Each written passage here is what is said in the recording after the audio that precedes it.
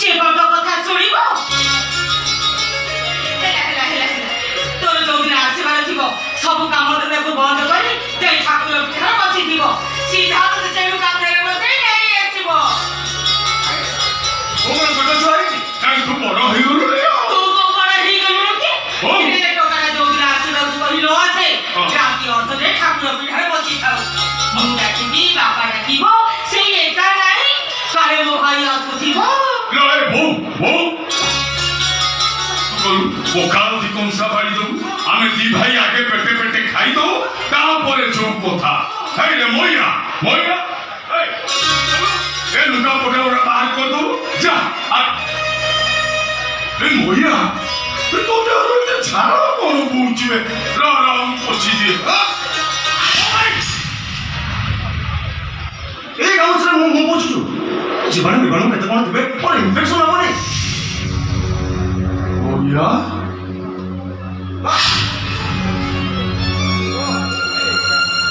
মোর doctor ভাই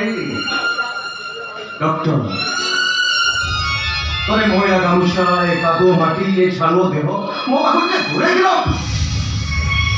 24 ঘন্টা এসে রই রই লাইফ স্টাইলটা পুরোপুরি বদলি চেয়েছি ভাই ছাড় তো বহিব আমার তো এসে নাই ঠিক আছে কার ভিতরକୁ পড়েবি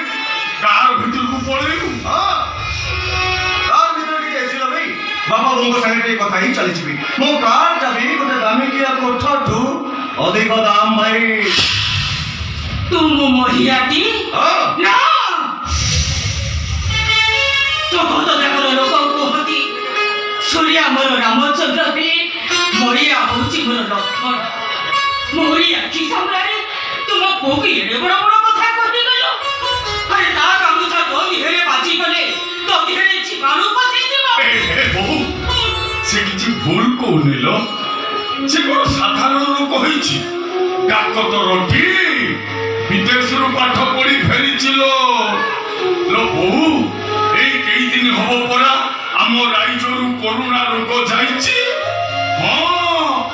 হাত ধুও 3 থর সাবুন মারিকে হাত ধুও মনিষ টু 6 ফুট দূর রুও লো বাপা মরিগলা ও পাখকু গলানি তাকু কোন কହୁଛୁ তার বা কোন দোষ কইল যে যাহা কହୁଛି ঠিক কହୁଛି এ ময়া ମୁଁ ଶୁଣିଲି ଆମ ଡାକ୍ତର ବାବୁ ଆସିଛନ୍ତି ହେଲା ମୋର ସ୍ୱପ୍ନ ଯଦି ସତ ହବ ଏ କଥା ମୁଁ କେବେ କଳ୍ପନା କରିନଥିଲି ମୋ ଗାଁ ତୁ ଡାକ୍ତର ହବୁ ଜଣେ ସୁନାମଧନ୍ୟ ଡାକ୍ତର ଏ କଥା ଦେଖିଲା ପରେ ଗର୍ବରେ ମୋ ଛାତିଟା ଫୁଲି ଉଠୁଛି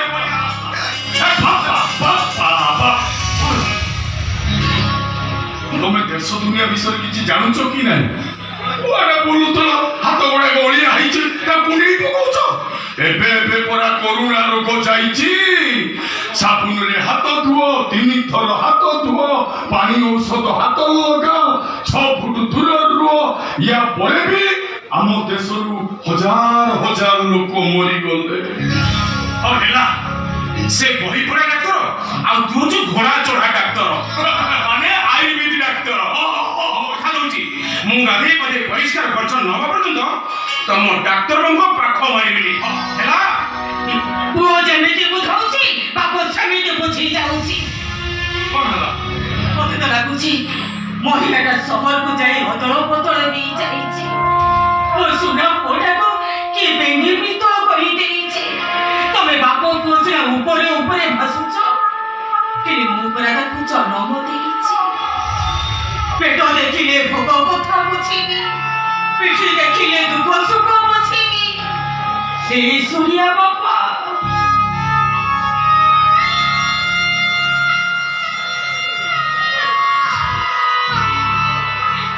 ଚଷମା କାଚ ପୋଛି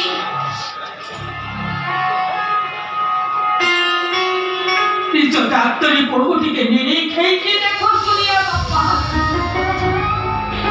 ଇଏ ତମର ସେଇ ମହିଆ ନା ଆଉ କିଏ ଟିକେ ଭଲ ଭାବରେ ଦେଖ ଭଲ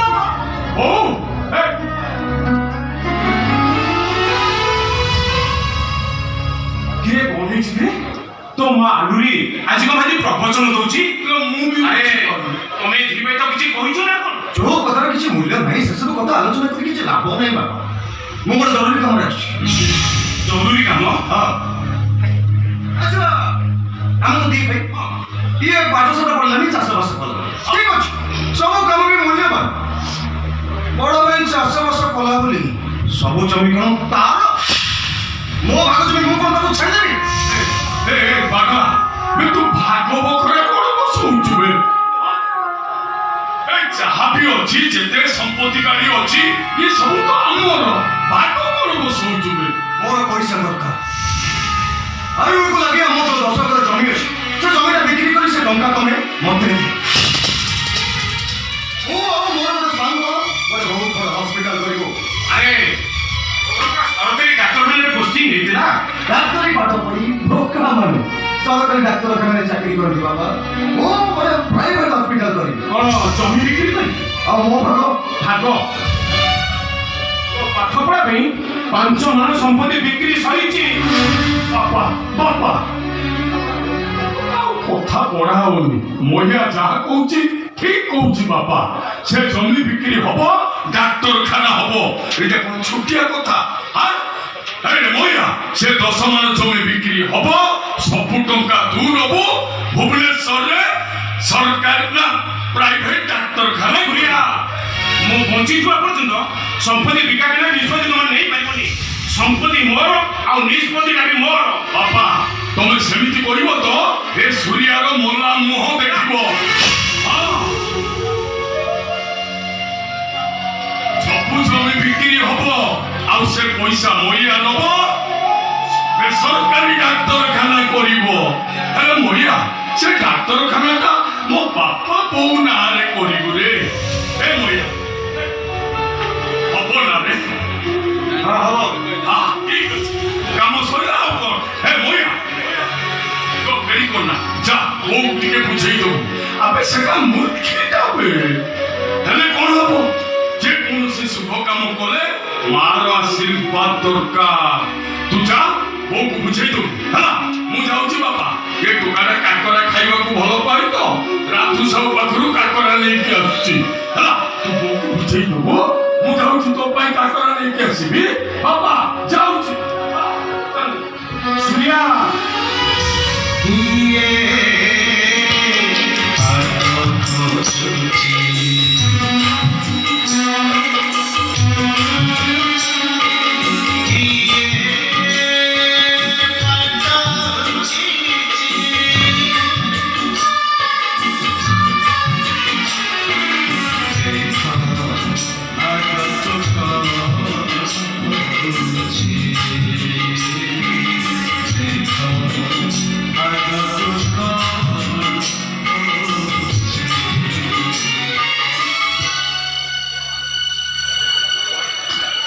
তো বড় ভাইটা সিনা বোকা, তোর ସବୁ କଥାରେ ଆଗ ପଛ ବିଚାର ନ କରି ହଁ ମତ ଦଉଛି। ହେଲେ ମୁଁ ତୋ କଥା କେବେ ଏକମତ ହେଇପାରିବିନି। ବାପା ସରକାରୀ ଡାକ୍ତର 1000 ଡାକ୍ତରୀ ପଦ ଖାଲି ପଡିଛି, ତୁ ଡାକ୍ତର ଚାକିରି ନ କରି ଏଟା ଗୋଟେ ପ୍ରାଇଭେଟ ହସ୍ପିଟାଲ କରିବୁ। ହଁ ପୁଣି ବାପା ତୋ ସମ୍ପତ୍ତି ବିକ୍ରି କରି ମୁଁ ବଞ୍ଚିଥିବା ପର୍ଯ୍ୟନ୍ତ ଏଇଟା କେବେ ବି କରିଦେବିନି, କେବେ କରିଦେବିନି। ମୋ କଥାରେ ଏକମତ ନ ହେଲେ ମୋର ଏଇଟା ତମମାନଙ୍କ ପାଖକୁ ଆସିବା ଶେଷ ଆସିବା ଭଳି ମାନି ନେବ। ଆସେ ସାନ ବାବୁ,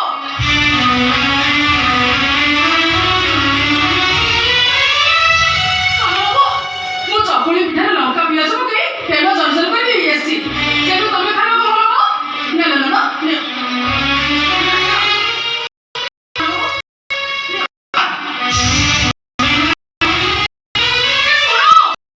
ସୁଲି, ଡାକ୍ତରୀ ପାଠ ପଢିବା ପରେ ତୋ ବାବୁ ଆଉ ବେଶୀ ତେଲ ଖାଉନି ସୁଲି। ଆମେ ତ ଗାଉଁଲି ବଂଶର ଲୋକ, ଯେ ସ୍ୱାସ୍ଥ୍ୟ ହିଁ ସମ୍ପଦ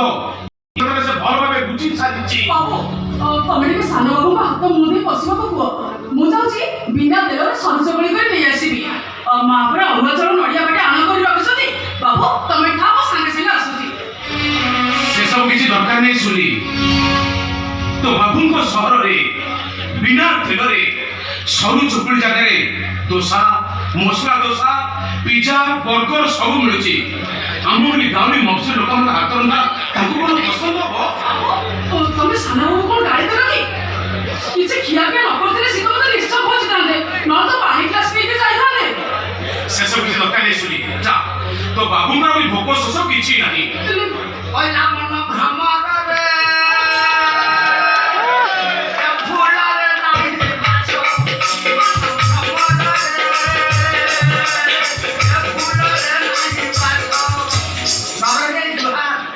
ପଠଣ୍ଡିଏ ବସ ବୋଲି ମା ଶୁଣି ପାଣି ଗ୍ଲାସଟା ମୁଁ ଢିକି ଢିକି କରି ଭିତରକୁ ବଳେଇଛି 45 ডিগ্রি ଖରାକୁ 90 ডিগ্রি ସତ ତୁ ଆଉ ଗ୍ଲାସ ଧରି ଛିଡ଼ା ନା କୁଆଡ଼େ ଆସିଲ ଭ୍ରମଣ କର ଆଛେ ଧିରେ କହିବାକୁ କହିଲା କଥା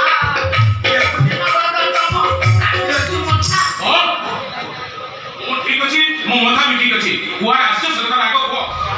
ତାହେଲେ ପର ଝିଅ ଚୁଲିରେ ଝିଅ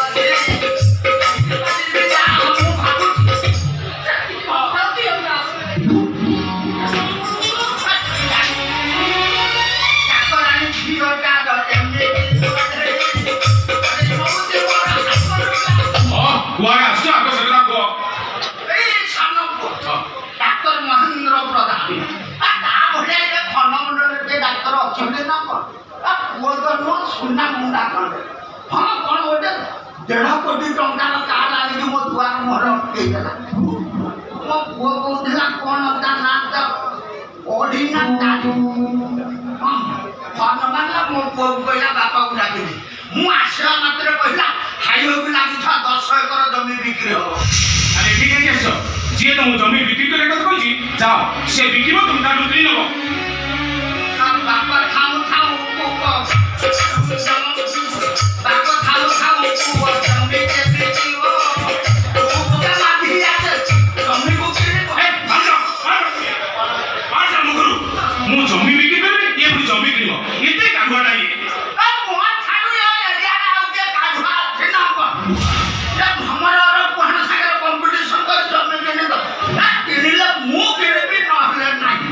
দাদা তুমি সে জমি নব আরে টঙ্কা জোগাড় করিকি রখ ଯୋଗାଡ଼ କଣ କରିବି ହାତ ମାରିକି ବିଡ଼ା ବାନ୍ଧି ରଖିଛି କେତେ ନବ କେତେ ଦେବି ସେଇ ହିସାବ ବି ସରିଛି ତୁ ତ ବାପାକୁ ବୁଝେଇ ସୁଝେଇ ଖାଲି ସବରେଷ୍ଟର ଅଫିସରେ ଯା ମୋ ନାଁରେ ଜମିଟା କରିଦେଲେ ତୋତେ କିଛି ହାତ ଗୁଞ୍ଜା ବି ଦେବି মতে হাত গুঞ্জা দেব তম মুন্ড কাম করছি কি কଣ କହିଲ ମୋ ଭାଇ ଡାକ୍ତରଖାନା କରିବ ମୁଁ ହାତ ଗୁଞ୍ଜାବି ମୋ ପୁଅକୁ ହାତ ବୁଝେଇ ଦବ ମୋ ପୁଅକୁ ଶୁଣ ମୋ ସମ୍ପତ୍ତିର ସାନ ଯେତିକି ଭାଗ ଅଛି ବଡ଼ର ବି ସେତିକି ଭାଗ ଅଛି ମୁଁ ମଲା ପରେ ଏମାନେ ଯାଇ ସମ୍ପତ୍ତି କିଣା ବିକା କରିବେ ହେଲେ ମୁଁ ତ ଏବେ ବଞ୍ଚିଛି ମୁଁ ବଞ୍ଚିଛି ମାନେ ମୋ ସମ୍ପତ୍ତି ଗୋଟେ ବିଶ୍ୱ ବି ବିକ୍ରି ହେଇପାରିବନି କେବେ ହେଇପାରିବନି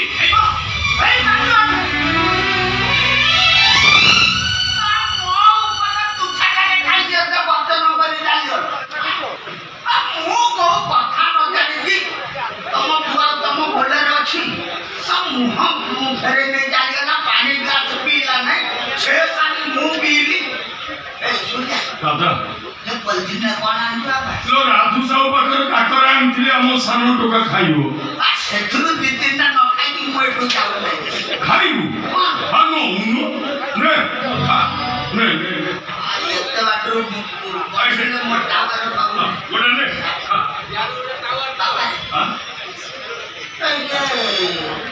ଜମି କାହାର ଜମି ଆମର ତମ ଠାରୁ ମୁଁ କିଣିବି ମୋ ନାତି ପାଖରୁ ତମ ନାତି କିଣିବ ତା ପାଖରୁ ଆଉ କିଏ କିଣିବ ଏମିତି ସଂସାର ଚାଲିଛି ନା দাদা ମୋ ଭାଇ ଡାକ୍ତରଖାନା କରିବ ଏଇଟା କଣ କମ ବଡ କଥା এই সপ্তাহ ভিতরে জমি কবলা হব তুমি খালি পয়সা রেডি করে রখ পয়সা মহৎ কাম সকাশে মুন্ডে উপরে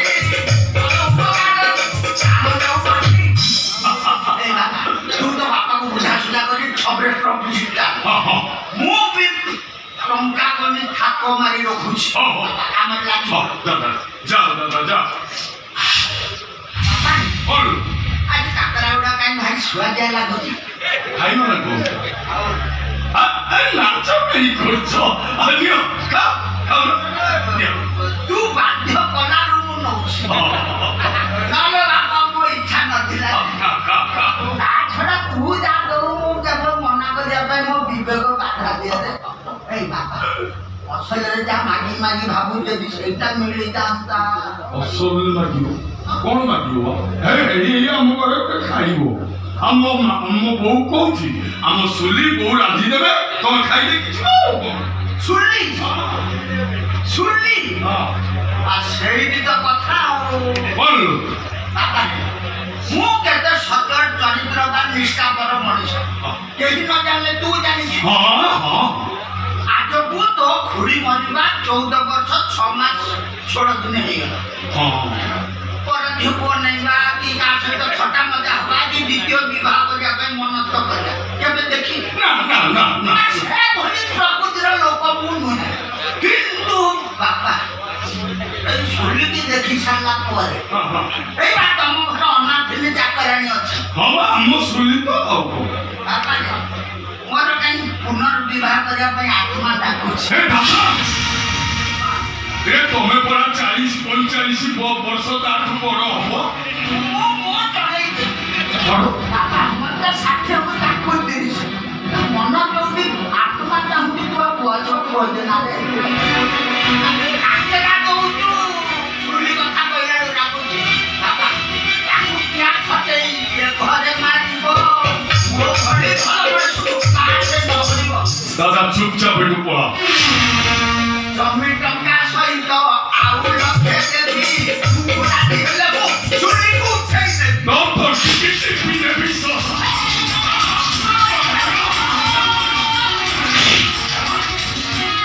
ମରିବୁ ଗାତକୁ ଯିବୁ ତୁ ଶୁଣିକି ବାହା ହବୁ ତାଙ୍କର ବୁଢା ହେଲେ ଗଛ ଚଢିଆ ଛାଟ ଦାଦା ମୁଁ ମୋ କଥାକୁ ଫେରେଇ ନଉଛି ମୋ ତଣ୍ଟି ଯିବା ଦରକାର ନାହିଁ କିନ୍ତୁ ମୋ ସମେତ ଆମ ଆଖପାଖ ସମସ୍ତଙ୍କର ଗୋଟିଏ ପ୍ରଶ୍ନ କଣ ସେ ପ୍ରଶ୍ନ ତୁ କାହିଁକି ବାହା ହେଇନୁ ଶୁଲି କାହିଁକି ଏପର୍ଯ୍ୟନ୍ତ ବାହା ହେଇନୁ ଜବାବ ଦେ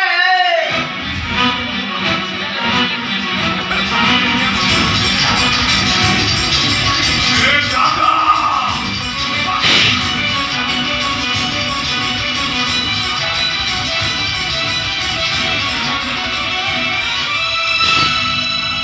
ବାହା ନଉଥିବା ମଣିଷ ଗୁଡା କଣ ପାପି ସିଏ କାହିଁକି ବାହା ହେଇନି ତାକୁ ପଚାରୁନା ମୁଁ ତାକୁ ଭଲ ପାଉଛି ନା ତାକୁ ବାହା ହବା ପାଇଁ ଅଟକେଇଛି ଆରେ ଶୁଣି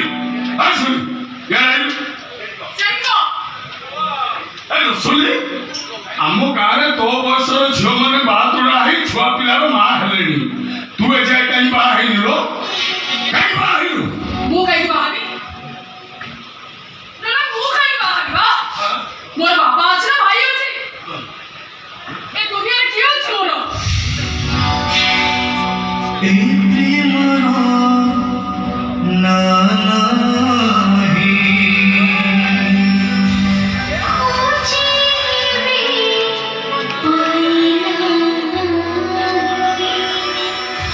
ରାସ୍ତାରୁ ପାଇକି ନେଇ ଆସିଥିଲି ଏଇ ଘରେ ମୁଁ ବଡ ହେଇଛି ବାବୁ ମା ମତେ କେତେ ଥର ବାହା ହବା କଥା କହିଛନ୍ତି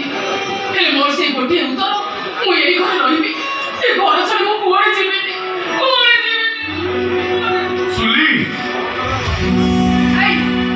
ମୁଁ ତ ମୋ କଥା ବାବୁ ଆଉ ମାଙ୍କୁ ବୁଝେଇ ସାରିଛି ମତେ ଆଗ କହ ତୁ ଏଯାଏ କାହିଁକି ବାହା ହେଇନୁ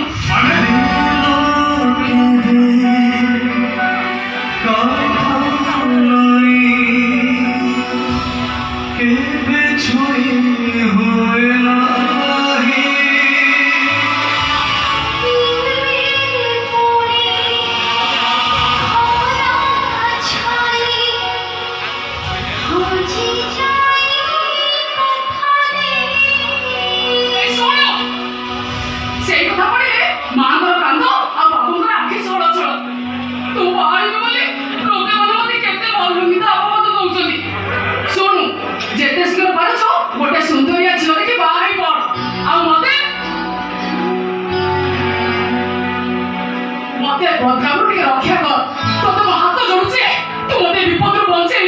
ବଞ୍ଚେଇ ଦେ ମତେ।